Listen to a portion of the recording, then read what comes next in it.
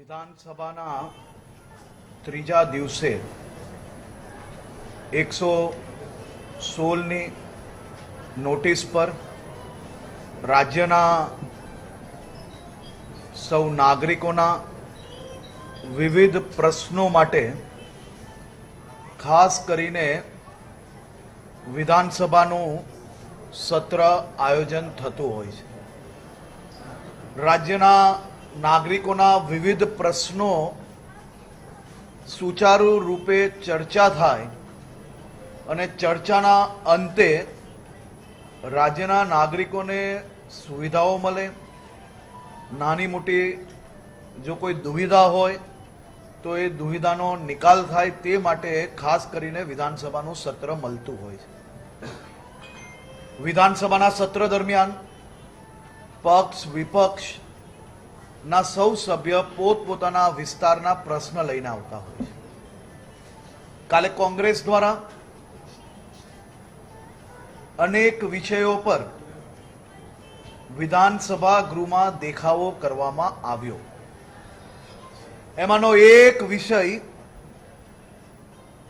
જે રાજ્યના યુવાધનને સુરક્ષિત રાખવા માટે રાજ્ય સરકારનું અભિયાન નહીં, આંદોલન નહીં, પરંતુ આર પારની લડાઈ એટલે કે ડ્રગ્સ વિરોધની આ લડાઈની ચર્ચા આજે વિધાનસભા ગૃહમાં હતી। વિધાનસભા ગૃહની શરૂઆતમાં અને આપ સૌની સાક્ષીમાં કાલે બી વિધાનસભાના સ્પીકરને મેં નમ્ર અરજ કરી કે સરકાર વિધાનસભાના નિયમોથી બહાર રહીને બી અને મારા વિપક્ષના સાથીઓને ડ્રગ્સ વિશે મનની અંદર જે કોઈ પ્રશ્ન હોય એ બધા જ પ્રશ્ન સ્કોપની બહાર 1 કલાક 2 કલાક 4 કલાક ગમે તેટલો સમય થાય હું પ્રત્યેક સભ્યને આ જવાબ આપવા માટે તૈયાર છું। અને આ જવાબ આજે વિધાનસભાના નિયમોને થોડી ઘણી છૂટ આપીને રાજ્યના નાગરિકો સુધી સાચી માહિતી પહોંચી શકે તે માટે સંપૂર્ણ ચર્ચા લાઈવ કરવામાં આવે, તેથી ચર્ચા અને લોકોના જે પ્રશ્ન છે, લોકોના મનમાં કોઈ મૂંઝવણ હોય તો એની સાચી માહિતી લોકો સુધી પહોંચાડી શકાય। કાલે જ્યારે ડ્રગ્સના વિષય પર ચર્ચા થાય તેની માંગણી કરી, આજે ડ્રગ્સના વિષયની ચર્ચા અને એવી ખુલ્લા મનથી બધા જ પ્રશ્નોના જવાબ આપવા માટે જ્યારે મેં બાંહેધરી આપી, તૈયારીઓ દર્શાવી, ત્યારે જાણી જોઈને ડ્રગ્સના વિષય પર ચર્ચા થાય તો અલાયન્સમાં કોંગ્રેસ જોડે બીજી ઘણી પાર્ટીઓ જોડે જે સરકારો ચાલતી હોય એ રાજ્યના આંકડાઓ બી આવે, કયા પ્રકારે ગુજરાતને જે ડ્રગ્સ પકડવાની કામગીરી કરી રહી છે તેને જાણી જોઈને નેક્સસનો હાથો બનીને આ લડાઈને કઈ રીતે ઢીલી પાડવામાં આવે તેનો પ્રયત્ન કરતા લોકો ખુલ્લા પડે। આ ચર્ચા ના થાય તે માટે કોંગ્રેસ દ્વારા અનેક સમય સુધી આ ચર્ચા ચાલુ ના થવા લીધી। ચર્ચાના વિષય પર જો કાલે આજ વિધાનસભા ગૃહની બહાર દાદર પર ઉભા રહીને ડ્રગ્સ મુદ્દાની ચર્ચાના બેનરો લઈને ઉભા રહે તો કાલનું મેં કહ્યું હતું કે કાલે હું બધા જ જવાબો ખુલ્લા મને આપવા તૈયાર છું। તો બી આજે કોંગ્રેસ પક્ષના આ ધારાસભ્યો જે મીડિયા, સોશિયલ મીડિયા ચારેય દિશામાં ખોટી માહિતીઓ ફેલાવવા માટેનો પ્રયાસ કરનાર લોકો આજે એક બી પ્રશ્ન વિધાનસભા ગૃહમાં ઉપસ્થિત ના કર્યો। પ્રજાએ ભારતીય જનતા પાર્ટી હોય, કોંગ્રેસ હોય કે આમ આદમી પાર્ટીના ધારાસભ્યો હોય, આ સામાજિક દૂષણ સામેની લડાઈની જવાબદારી એ પ્રત્યેક ચૂંટાયેલા વ્યક્તિઓની છે.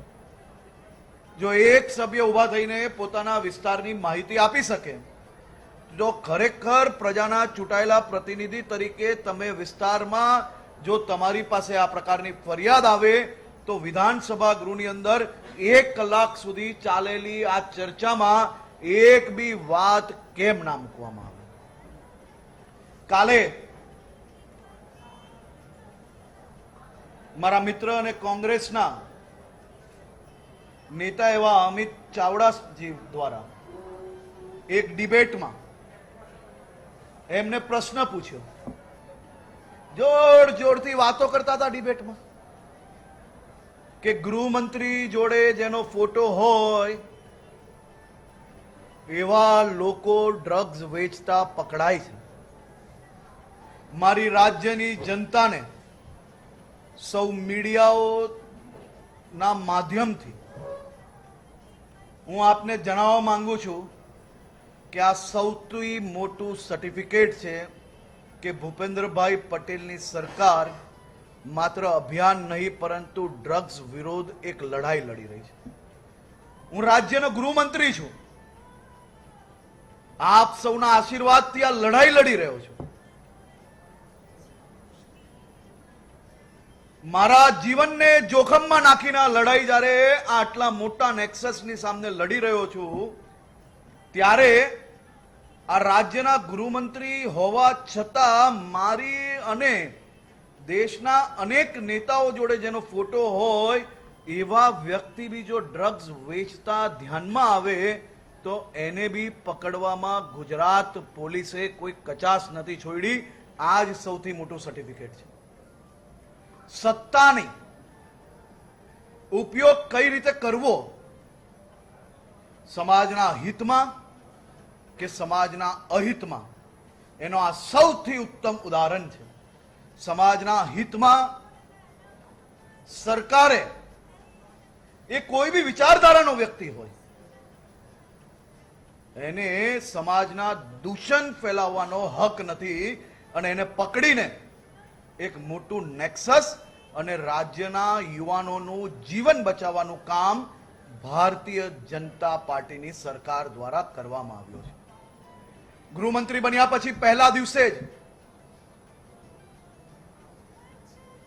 રવિવારના દિવસે જ્યારે મારી ઉંમરના સૌ યુવાનો પોતપોતાના પરિવાર જોડે બહાર ફરવા જતા હોય છે, જમવા જતા હોય, એ રવિવારની રાત મને આજે બી યાદ છે. મોડી રાત સુધી ગુજરાતના ગૃહ વિભાગના સૌ અધિકારીઓ જોડે બેસીને ડ્રગ્સ વિરુદ્ધનું અભિયાન, લડાઈ એ કઈ રીતે લડી શકાય તેની તૈયારીઓ ચાલુ કરવામાં આવી. અને તે જ દિવસે ડ્રગ્સ પકડવાનું કામ કરનાર પોલીસને પ્રોત્સાહન કઈ રીતે અપાય, રાજ્યના કોઈ બી નાગરિક ડ્રગ્સ માટે માહિતી આપે તો એને પ્રોત્સાહન કઈ રીતે આપી શકાય, બોર્ડર પારથી કોઈ બી ડ્રગ્સ અહીંયા આવે છે એની માહિતી આપે તો એને પ્રોત્સાહન કઈ રીતે આપી શકાય, તેના માટે ડ્રગ્સ રિવોર્ડ પોલિસી બનાવવામાં આવી. પહેલું રાજ્ય ગુજરાત રાજ્ય જેને ડ્રગ્સ રિવોર્ડ પોલિસી બનાવી. દેશનું ડ્રગ્સ કેપિટલ કયું કયું રાજ્ય છે, કયા કયા શહેરોમાં ડ્રગ્સનું સૌથી વધારે વેચાણ થાય છે તેનો અંદાજો રાજ્યના સૌ નાગરિકોને છે. પરંતુ આપણું રાજ્ય પ્રિકોશન સ્વરૂપે આપણી એક બોર્ડર પાકિસ્તાનથી જોડાયેલી છે.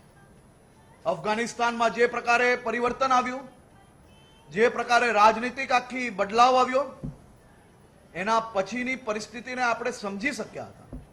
તે માટે બોર્ડરો પર કેન્દ્રીય એજન્સીઝ જોડે સઘન ચેકિંગ, મજબૂતાઈથી વધુમાં વધુ ટીમો ત્યાં લગાડવામાં આવી.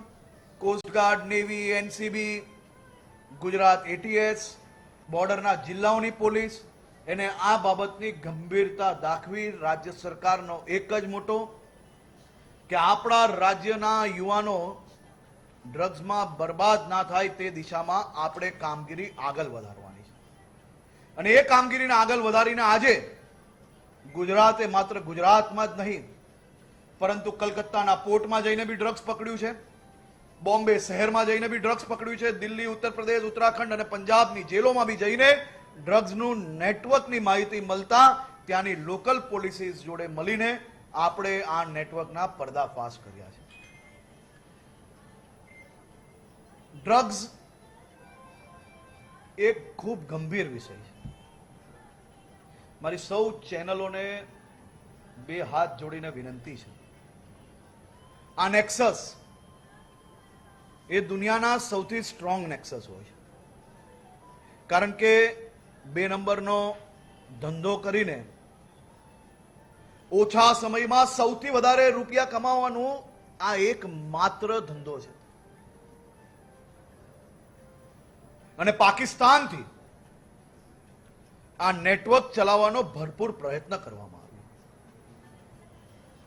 કચ્છ પોરબંદરના રૂટથી આવતા 50 થી વધારે પાકિસ્તાનીઓને પકડવામાં આપણે સફળતા મળી. ઈરાની, શ્રીલંકન એવા કરતા કરતા ટોટલ 90 થી ઉપર લોકોને પકડવામાં આપણે સફળતા મળી છે. આ બધા જેલ હવાલે બંધ છે. આજે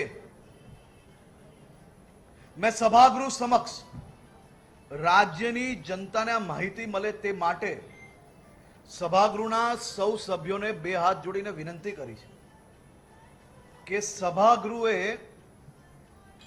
રાજ્યની જનતાના હિતમાં પ્રશ્ન લાવવાના એ આપણું ફરજ છે, એ આપણો ધર્મ છે.